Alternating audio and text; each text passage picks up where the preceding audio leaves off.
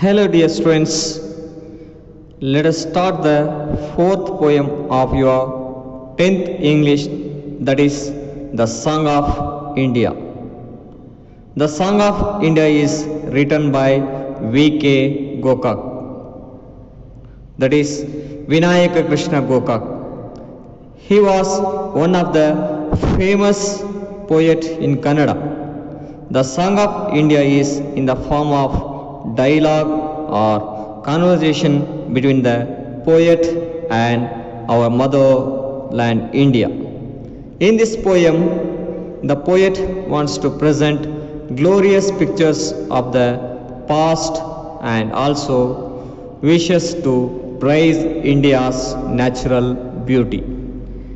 He wonders what he should sing for his motherland. Dear students, the highlight of the poem is that what the response of Mother India we get was the poem, because here the poet wants to describe or present the positive aspects of our country, but Mother India wants to concentrate on negative factors. Here the response of the Mother India is thought-provoking moment for all of us. We will have a wonderful message at the end of this poem.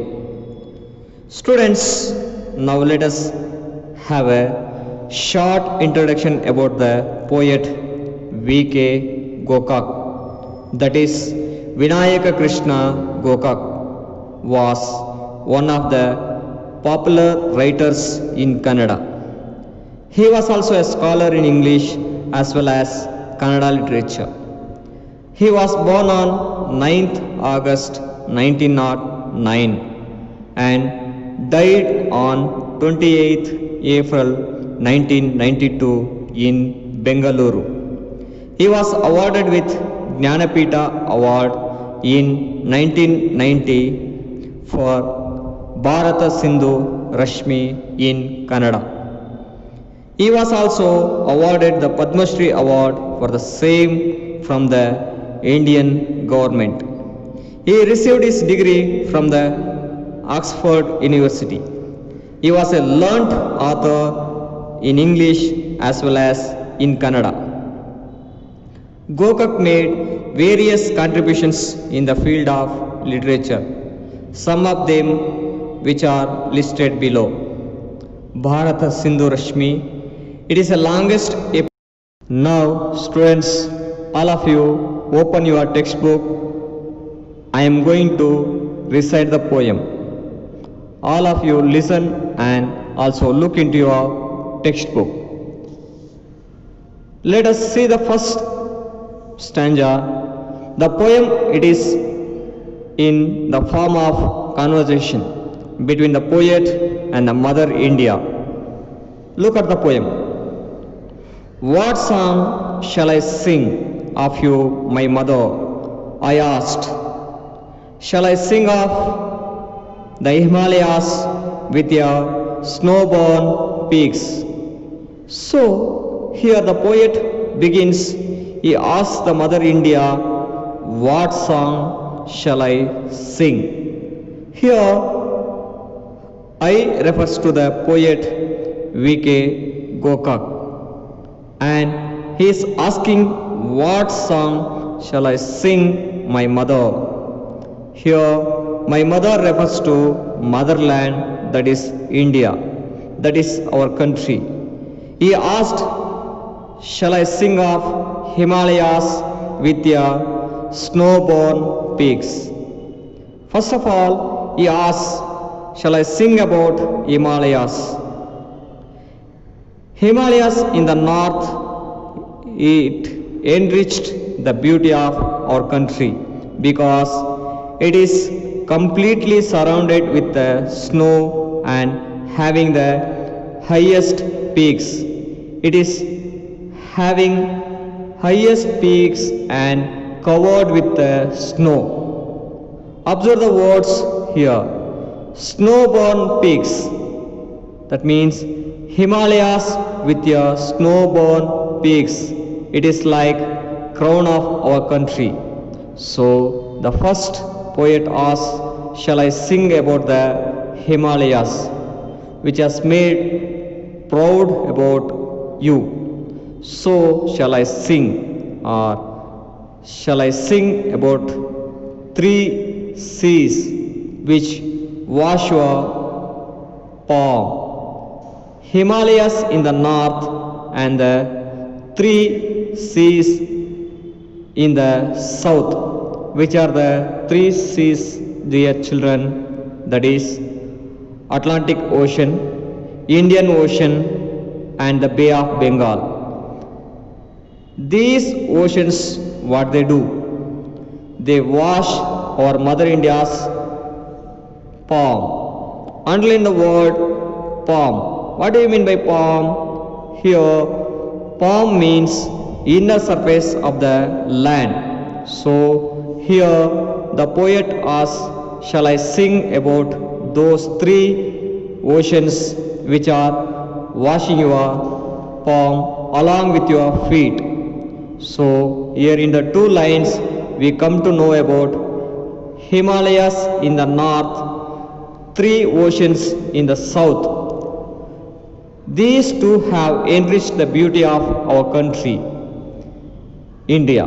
So the poet asks, shall I sing about these two things? Shall I sing of your clear dawn with its pure gold streaks? So afterwards the poet is asking, or shall I sing about the clear dawn? Observe the word, the clear dawn, children. Here clear dawn means sun every day rises. Is that so? Sun, when it rises, we can feel the golden rays. In the same way, the poet says, shall I sing about the clear dawn with its gold streak? Here, streak means golden lines or golden rays. So, when the sun rises, we can see the golden rays of the sun. So, the poet is asking, shall I sing about golden rays of the sun? For these questions, the Mother India said, imperturbable calm, sing for the beggar and the leper that swarm my streets. Observe your Mother India, she is not at all happy. She doesn't want to sing about which makes happy. She wants to sing about the things which makes her ashamed, which makes her to feel suffocating. Means here Mother India says imperturbable means without being upset, very calm. She asks the poet, sing about the beggar and the leper. Here she is asking not about the Himalayas or the oceans. She is asking the poet to sing about the beggar and the leper.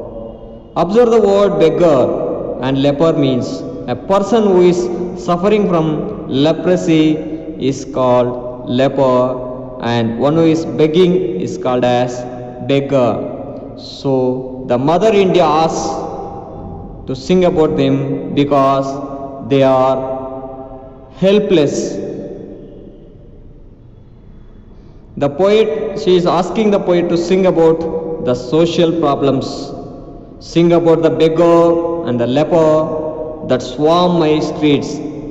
Here swarm means crowded. Here the beggars and the lepers are crowded in the streets of roads of India. So she is asking her to sing about the lepers and the beggars. They are all filled in my roads. So sing about them. Again she is asking the poet, sing of the filth and the dirt that fall my sylvan retreats. So here again she asked the poet to sing of the filth and the fall or the dirt. Here filth means unpleasant dirt. She asked to sing about the dirt or dirtiness. Here fall means polluted. Here dirt and filth polluted our sylvan retreats, that is sylvan forest. There is no privacy, so she asked to sing about dirt and fall that polluted my privacy. So she asked the poet to sing about the dirty and fall, they polluted the privacy of our places where there is deep forest. These things disturb the peace of the mind. So here Mother India asked the poet to sing about the beggars, lepers and the things that is filled with dirt. So she wants to take away all these unnecessary things from our country. Let us move into the second stanza. What song shall I sing of you, my mother? I asked, shall I sing of your rock-cut temples, epics in stone? What he is asking? He is asking again the same question to the Mother India. Shall I sing of those rock-cut temples or the epics in stone? Observe the words rock-cut temples. So, dear children, we find many temples in our country, especially we find in South India many of the temples which are constructed by cutting of rocks. For example, Beluru, Halebeedu temples you might have visited and seen the beautiful art and architecture of our country. Every stone structure tells us about our people's olden days. The poet wants to sing about those rock-cut temples. Those temples are epics in stone. What do you mean by epics? Epics means long stories narrating our adventures and deeds of our ancestors like Ramayana, Mahabharata, etc. Those are the engravings telling the history of our ancestors. It tells about our history. Shall I sing about your children that died? Why they died? They died because they called you as their own, their very own. They are telling you are their own mother. Here the poet speaks about our freedom fighters and now our soldiers. Many of our freedom fighters died to call you as their own mother. That is, they called our mother India our own country, and many of them sacrificed for their life for the freedom of our country. Again asking, shall I sing of the seers and prophets that hewed the straight path for the man that pilgrims alone?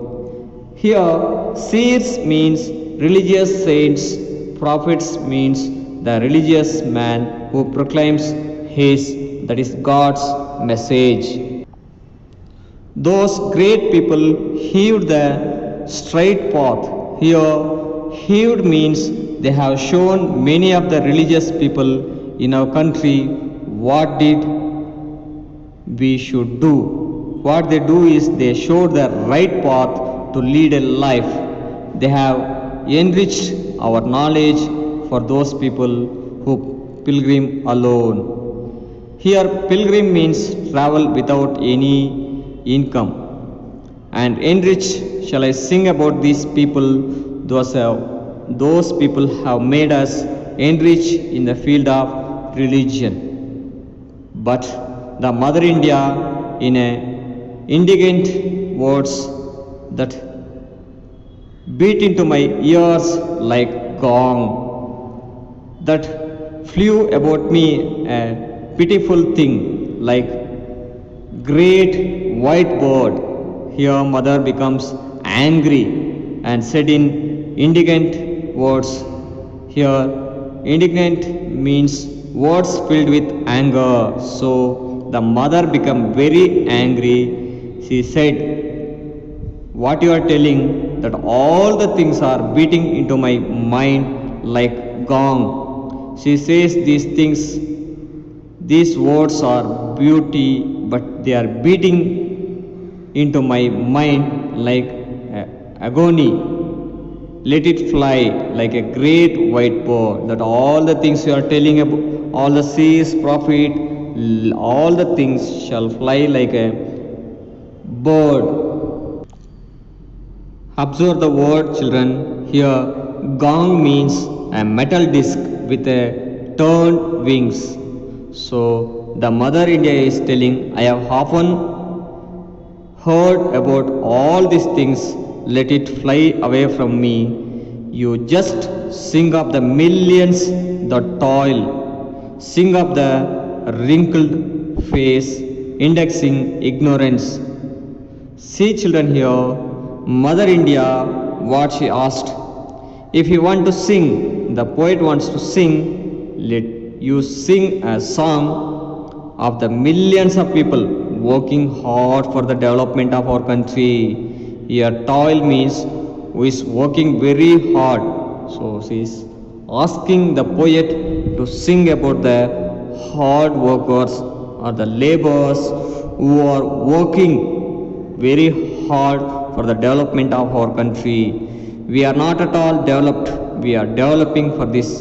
Developing, many of the people are toiling themselves and they are working. Here toil means work very hard. So you sing about the millions of people who work for the development of our nation. Sing of the wrinkled face. Here wrinkled means shrink. Here we can consider the wrinkled face are farmers, laborers who work very hard in the sunlight even at the old age. Sing about them. They are indicating ignorance. Here ignorance means lack of knowledge. So here indexing means indicating ignorance. Thus it's indicating lack of knowledge. So here mother India asks us or the poet to sing of the people indicating who are lack of knowledge. Even though they are working hard, because of lack of knowledge, they are very poor. So sing about them. Here she indicating poverty and illiteracy as a social evil. Again ask the poet to sing of a helpless child born in a bleak dark home. Here the helpless child refers to the when he doesn't have child, when doesn't have basic facilities, when the child doesn't have basic facilities, that is called as the helpless child. When it is far away from basic things, here helpless child which doesn't get any help from others, sing about the child. The entire stanza is very meaningful. The poet wants to sing about negative aspects of our country. She stresses more on social evils like poverty, illiteracy and ignorance of the people. She is stressing on these three things. Let us stop here.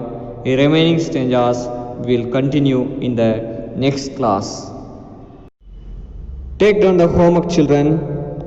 First question, identify the two speakers in the poem. What does the speakers want to sing about? The second question, what are the epics? Why does the poet call the temples as epics in stone? The third question, Who does the poet mean by of your children that died to call their own? Thank you. Have a great day.